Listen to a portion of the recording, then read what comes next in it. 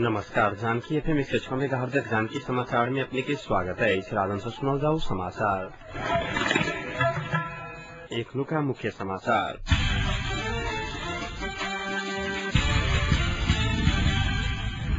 दार्चुला में भेल बस दुर्घटना में कोई मृत्यु भेल 8 गोटे मध्ये 6 गोटे के शनाखत दैनिक आरोप में 1 गोटे महिला के कयल गेल मारपीट।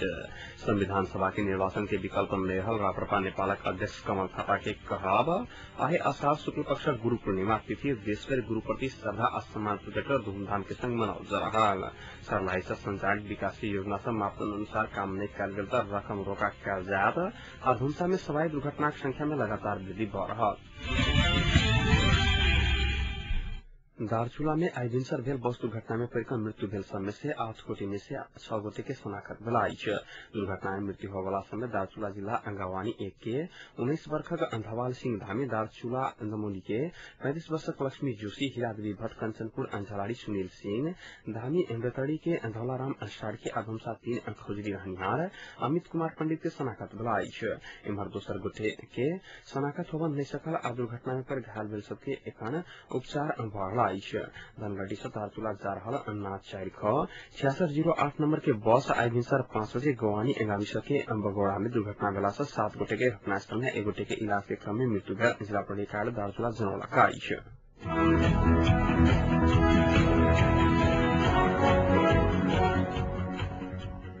जाइनक आरोप में 1 गोटे महिला हुनक परिवार के किछु व्यक्ति से मारपीट करने आई धुमसा खसपुर कटपुला निवासी 55 वर्षीय गुलाब देवी दास के स्थानीय किछु व्यक्ति सब जाइनक आरोप लगबैत मारपीट करने आई।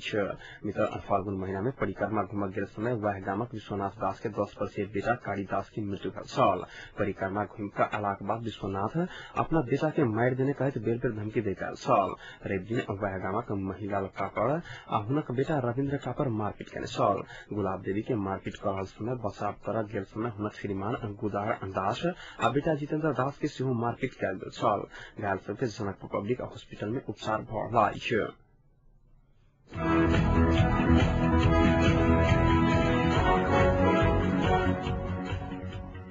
जिला विकास समिति सर्लाही से संचालित विकास योजना सब मापदंड अनुसार काम में केने पाउल गेलाक बाद रकम रोका कयल जाय जिला विकास समिति सर्लाही जनौलका अछि। सामाजिक कार्यक्रम, क्षमता अभिवृद्धि, जीविकोपार्जन, भौतिक पूर्वाधार, सड़क मरम्मत, ग्रेवल कलभट, तटबंध जन विकास योजना सब संचालन में रहला अछि। मुदा ओहिमे से अधिकांश योजना सब कामकाज मापदंड अनुसार नहीं भेल स्थानीय विकास अधिकारी 19 ने जानकारी देने अछि। मापदंड अनुसार कामकाज नहीं भेल जिला विकास उप योजना रकम रोका कयल जाय स्थानीय विकास अधिकारी बसने जानकारी देने योजना सबके एखन प्रमुख जिला अधिकारी ऋषिराम ढकाल के नेतृत्व में अनुगमन तथा निरीक्षण कर रहा है। विगत के वर्ष में विकास योजना सबके नाम पर काम में लेकर जिला विकास पर पैसा ला रहा परंपरा के एहि वर्ष के अनुगमन तथा निरीक्षण से धक्का लागल अधिकारी बसने के कहत।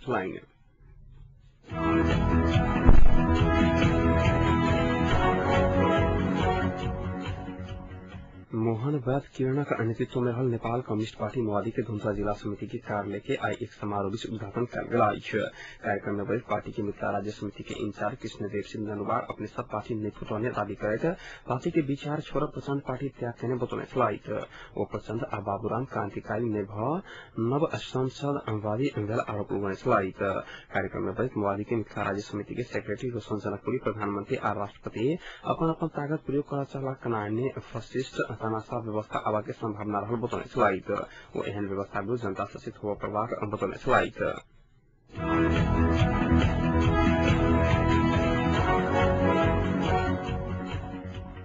राप्रपा नेपालक अध्यक्ष कमल थापा संविधान सभा के निर्वाचन के विकल्प नहीं रहल बतौने अछि। संविधान सभा के विघटन पश्चात देश संवैधानिक संकट में फंसल अछि। एहि संकट में समाधान प्रजातांत्रिक एवं उचित उपाय नया निर्वाचन मार्गदर्शक अध्यक्ष थापा के कहल छलनि। धर्मशाला में आयल पार्टी वरिष्ठ उपाध्यक्ष हेम बहादुर मलक श्रद्धांजलि सभा में सहभागी होबा आयल थापा जनकपुर विमानस्थल में पत्रकार सब संग बातचीत करैत एहन बात बतौने अछि। प्रधानमंत्री बाबूराम भट्टराय नेतृत्वक सरकार निष्पक्ष निर्वाचन नहीं करा सकते दावा करैत थापा चुनावी सरकार गठन करे के मांग केने छलखिन। वर्तमान या पूर्व प्रधान न्यायाधीश के नेतृत्व में नागरिक समाज सम्मिलित चुनावी सरकार गठन करवाने सुझाव देते एहि पर सब दल के सहमति करवाने वो आग्रह करने छलखिन। संविधान सभा के विघटन पश्चात सब दल सभा का हैसियत समान भ चुकल कहैत केवल 4 दलक सहमति में आप कोनो हालत में स्वीकार नहीं किया जाते थपा कहब छलाइन। अन्य विषय सहमति के नाम पर समय खर्च करवा से निक आगामी चुनावक संबंध में सहमति जुटावे दल सब आग्रह करने छलखिन। बिना संविधान निर्माण कैने संविधान सभा के विघटन होबाक प्रमुख कारण दल सबक सत्ता लिप्साइश थपा के आरोप छलाइन। अपन नेतृत्व में सरकार निर्माण करवाने कांग्रेस आ एमाले राष्ट्रपति के उकसावा के काज कर रहल आरोप लगबैत यदि एहि प्रकारक होइत अछि तऽ अवैधानिक काज हेतै थपा के कहल छलाइन।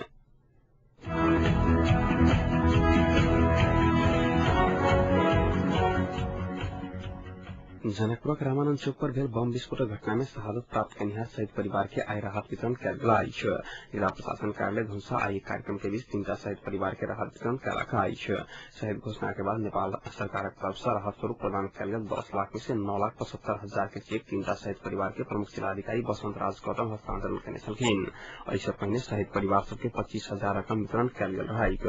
शहीद रंजू झा के पति वीरेंद्र कुमार झा, शहीद सुरेश उपाध्याय के पत्नी सुनैना उपाध्याय तथा शहीद विमल कुमार दास के पत्नी रानी देवी दास के चेक हस्तांतरण कयल गेल अछि। शहीद झगरू दास के परिवार के किछु कागजी प्रमाण जुटाबा में देरी भेलाक कारणे तत्काल राहत रकम नहि भेट सकल प्रमुख जिलाधिकारी गौतम जानकारी देने छलखिन। तहिना बम विस्फोटक घटना के 5म शहीद दीपेंद्र दास के सरकार की ढिलाई कऽ शहीद घोषणा कयलाक कारणे राहत रकम उपलब्ध नहि भऽ सकल मुदा रकम जल्दीए आबि जेतै गौतम के कहत छलाइन। विगत वैशाख 18 गते मिथिला राज्य के मांग कर शांतिपूर्ण धारणा दऽ रहल समय में कराओल गेल बम विस्फोट में 5 गोटे के निधन भऽ गेल रहनि।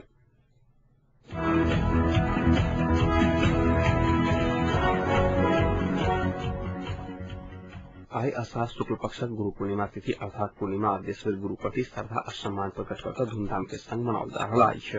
प्राचीन काल में गुरुकुल शिक्षा से शुरू भेल एहि परंपरा के विद्यार्थी सब अपन विद्या विनय आ शिष्टता प्रदान करबाक औपचारिक तथा अनौपचारिक रूप में भूमिका निर्वाह करय वाला गुरु के सम्मान के परंपरा अछि। गुरु सबके उपहार देबाक या भेंट कऽ आई के दिन सम्मान प्रकट करय के परंपरा रहलाक बादो पछिलका वर्ष में विद्यार्थी आ गुरु बीच के संबंध के महत्व घटैत जा रहल अछि। आई के दिन विद्यार्थी आ शिक्षक बीच के संबंध के प्रगाढ़ रूप में स्थापित करबाक संगे गुरु आ विद्यार्थी के बीच में आत्मीयता श्रद्धा स्नेह कायम कऽ विद्या के क्षेत्र में आदर्श एवं सेवामूलक अनुभवना आगू बढ़ब निर्देशन पर धार्मिक विश्वास रहल अछि।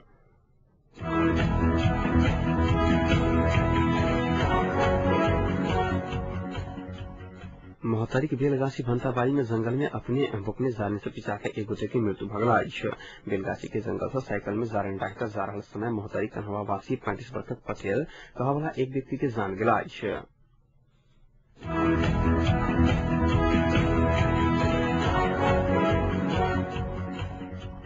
कांग्रेस एमाले गठबंधन में रहल दल सब आई बैसाल से एकनुका सरकार के पूर्ण बजट लाबक के अधिकार नहीं रहल निष्कर्ष निकालने अछि।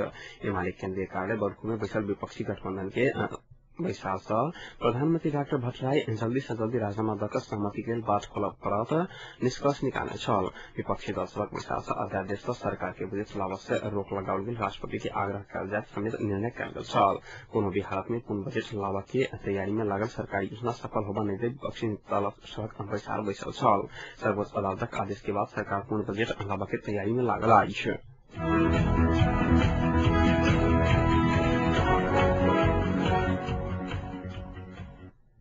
नेपालक विभिन्न स्थान सहित धुंसा में सेहो सवारी दुर्घटनाक संख्या में लगातार वृद्धि भऽ रहल अछि। सवारी दुर्घटना क्रम में होबय वाला एहि घटना सबक सवारी चालक सहित यात्री के मृत्यु होबा के खबर प्राय सामान्य जकाँ भऽ चुकल अछि। प्रस्तुत अछि एहि विषय में एकटा रिपोर्ट। सवारी दुर्घटना के खबर से अपना सबक धनुषा जिला से हो अछूत नहीं अछि। बेर बेर तथा कोनो न कोनो कारण से होबय वाला सड़क दुर्घटना में यात्री के मृत्यु एवं घायल होबक समाचार आब सामान्य बनैत जा रहल अछि। सड़क पर होबय वाला सवारी दुर्घटना में अखन धरि चालक के लापरवाही प्रमुख कारण के रूप में देखबा में आबि रहल बतबै छथि धनुषा जिला ट्राफिक प्रमुख नारायण प्रसाद चिमोरिया। विशेष गरेर चालकको लापरवाही र तीव्र गति दुईटा कुराहरू देखिएका छन्। अधिकांश सवारी दुर्घटना में चालक के लापरवाही रहला के बादो बस एवं ट्रक के संबंध में चालक सब सामान्य से अधिक काज करला कारण से दुर्घटना भऽ रहल हुनकर कहब छनि। चालक सब थकी तथा नींद में सवारी चलाबि रहला से दुर्घटना भऽ रहल चिमोरिया के तर्क छनि। सवारी नचलाउनु पर्ने अवस्थामा निदाइ जाने उङ्दै झराउँदै सवारी चलाउँदाखेरि दुर्घटना चाहिँ अवश्य हुने। एवं विभिन्न प्रकारक सामाजिक गतिविधि सहित ट्राफिक सचेतना सम्बन्धी विभिन्न प्रकारक कार्यक्रम करेकाल जनकपुरक रामानंद युवा क्लबक अध्यक्ष नवीन मिश्रक बुझाइ किछु दोसर छनि। लागू पदार्थ तथा मदिरा सेवन कऽ सवारी चलाब दुर्घटना कारण मिश्र बतबै छै। युवा सब खास कर कुलत दिस जे लागल है, खास कर ड्रग सब यूज करे छै सेहो, बेरोजगारी के समस्या सेहो छै और बेरोजगारी के समस्या के लऽ कऽ उ सब जे छै नकारात्मक काज सब केलक, जेना ओसार पसार वाला काज सब भेल या लागू पदार्थ सब या विभिन्न सामान सब लऽ कऽ यूज केलक हो आ प्लस अपने सेहो यूज केलक। उसबे नै सड़क दुर्घटना होबक अन्य कारण सब में से सवारी चालक अनुमति पत्र वितरण प्रणाली सेहो पैघ कारक तत्व रहल मिश्र बतौलनि। जिला यातायात कार्यालय से वितरण होबय वाला चालक अनुमति पत्र बिना मापन वितरण कयल जा रहला कारण सेहो दुर्घटना भ रहल छै हुनकर कहब छनि। यातायात ऑफिस से लाइसेंस जे देल जाइ छै ओहि लाइसेंस प्रथा के सेहो कनेक सुधार करऽ पड़तै। लाइसेंस प्रथा में जतेक ओकर होबऽ के चाही मापन, एकटा कि एहन मापन योग्य आदमी के देल जाय तखन जाकर दुर्घटना कम हेतै। रकम लेनदेन क के यातायात कार्यालय सवारी चालक अनुमति पत्र वितरण कर रहल आरोप ऐसे पहिने सेहो बेर बेर लगेत आबि रहल अछि। रकम ल क अनियमित तरीका से यातायात कार्यालय अनुमति पत्र वितरण कर रहला से दुर्घटना के संख्या में दिन प्रतिदिन वृद्धि भ रहल आरोप के अस्वीकार करे छै ट्राफिक प्रमुख चिमोरिया। चालक अनुमति पत्र वितरण प्रक्रियामा सेफ्टी चाहिँ बिल्कुल हुँदैन। नजान्ने मान्छेलाई कुनै पनि हालतमा हुँदैन, जान्ने मान्छेलाई मात्र चलाउन सक्ने मान्छेलाई मात्रै रियालिटी। धनुषा जिल्ला ज्येष्ठ महीना के तथ्याङ्क मात्र देखल जाए त कुल 9टा सवारी दुर्घटना में 4टा पुरुष आ 5टा महिला सहित 9 गोटे के मृत्यु भ गेल अछि। तेना 13 सवारी संलग्न एहि दुर्घटना सब में 10 महिला 8 पुरुष आ 2टा बालिका सहित कुल 20 आदमी गंभीर रूप से घायल भ गेल अछि। सड़क दुर्घटना रोकब ककरो एकल प्रयास से संभव नहि छै। एहि के लेल सड़क पर चलैत काल अपन सवारी के गति सहित ट्रैफिक नियम के पालन करब जरूरी महसूस कयल जा रहल अछि। धैर्यकान्त दत्त, जानकी एफएम, जनकपुर।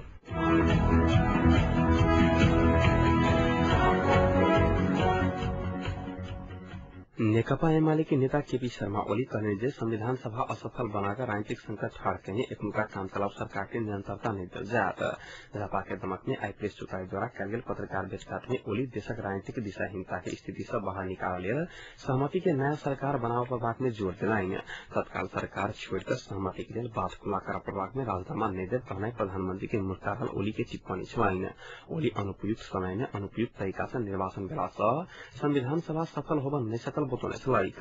वो कहने से कांग्रेस एमाले के आवश्यक सचेतता सजगता आ प्रयास नहीं पहुंचला सा मोवादी के धोखा देत भ्रम में राइख अंजाय में अनुकूलता बढ़लाई। संविधान सभा में संविधान विषय में जानकार लागवालो संविधान सभा जोगाबन नहीं सकल ओली के कहब छलाइन।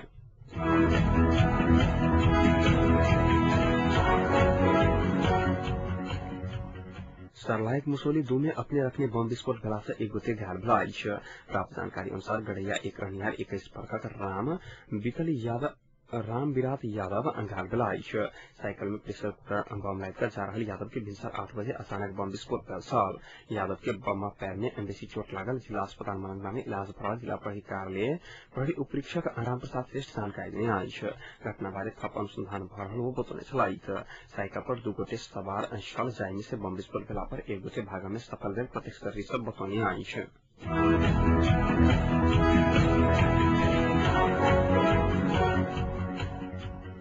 विगत में भेल समझौता कार्यान्वयन के मांग करत नेपाल पीसीएफ शिक्षक संघर्ष समिति धनुषा आई 4 दिन से जिला शिक्षा कार्यालय में तालाबंदी तथा धारणा कार्यक्रम जारी रखलक।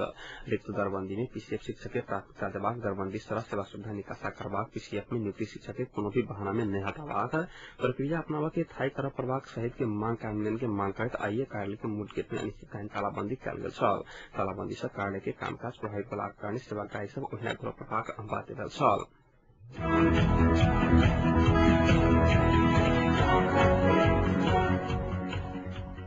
संघीयता पक्षधर सबके संयुक्त मोर्चा बनावा के विषय में आज प्रधानमंत्री डॉक्टर बाबूराम भट्टराई विभिन्न राजनीतिक दल संबंध आदिवासी जनजाति तथा नेता जनजाति आंदोलन के अगुवा सब संग संयुक्त विचार विमर्श करने छलाइक।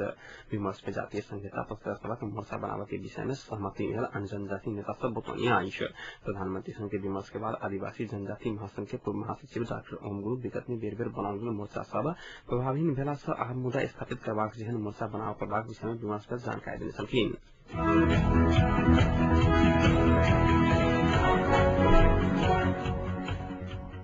आज तापक्रम में था झटपट तापक्रम 35 डिग्री सेल्सियस रहा।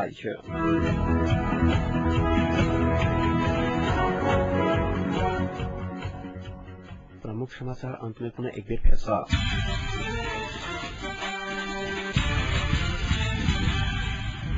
दार्चुला में भेल बस दुर्घटना में परि मृत्यु भेल 8 गोटे मध्ये 6 गोटे के शनाखत संविधान सभा के निर्वाचन के विकल्प नहीं रहल रापत्ता नेपालक अध्यक्ष कमल थापा के आरोप। डाइनक आरोप में एक गोटे महिला के कयल गेल मारपीट।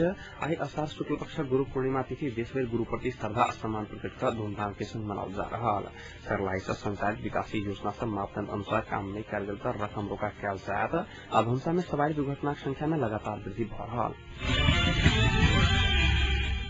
अहिक संग आज बिहान की समाचार एक सम्पन्न होते समाचार कक्षक सम्पूर्ण सहकर्मी के संग हम राजन आज्ञा चाहब। समाचार बुसल बुलेटिन के संग कैल भोर उपस्थित रहबेटा करब तादेर के लिए सुन रही जानकी एफएम 106 मेगाहर्ट्ज। नमस्कार, शुभ